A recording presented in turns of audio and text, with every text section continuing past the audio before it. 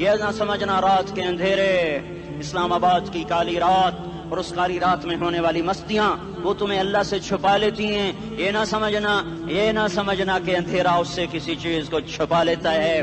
سواء منکم من اسر القول ومن جہر بہ ومن هو مستخف باللیل وصارب بالنہار.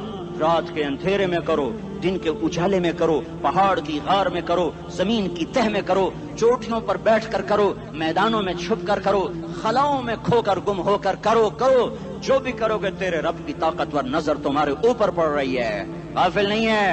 رات کے ناچنے والوں کو بھی دیکھ رہا ہے اور رات کے رونے والے کو بھی دیکھ رہا ہے.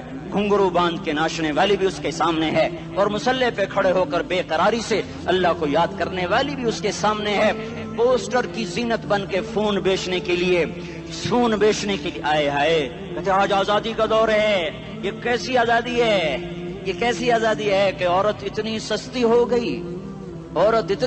ہو گئی کہ ٹیلی فون بیچنے والوں کے لیے بھی ننگی ہو کر پوسٹر پر، اور موٹر سائیکل بیچنے والوں کے لیے بھی عریاں ہو کر پوسٹر پر، ڈبل روٹی اور فریج بیچنے والوں کے لیے بھی عریاں ہو کر پوسٹر پر. یہ آزادی نہیں ہے، یہ فحاشی ہے، یہ بے حیائی ہے، یہ اخلاق کی آگ ہے، یہ بد اخلاقی کا جنگل ہے.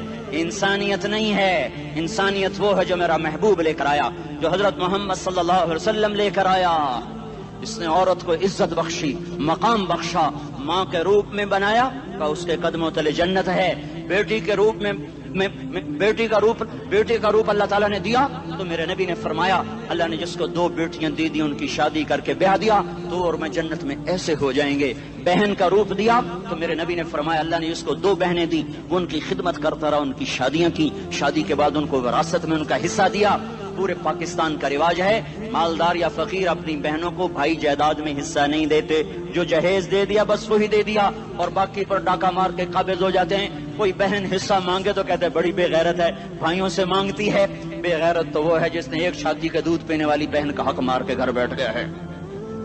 تو جس نے 2 بہنوں کو پالا، شادی کی، ان کا پورا حق ادا کیا، حق ادا کرنے کے بعد بھی ان کا خیال کرتا کرتا مر گیا تو اس پہ جنت واجب ہو گئی.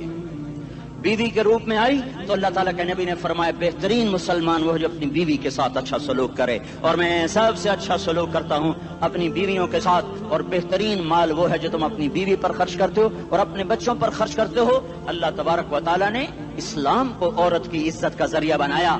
یہ عورت کی عزت نہیں ہے کہ گھنگرو باندھ کر وہ اسٹیج پر اس کی چھنکار پہاڑوں کو بھی چھلنی کر رہی ہو اور ایمان کے بھی جنازے اٹھ رہے ہوں. کیا ظلم و ستم ہے. جو امت حیا پھیلانے آئی تھی وہی بے حیائی کے اڈے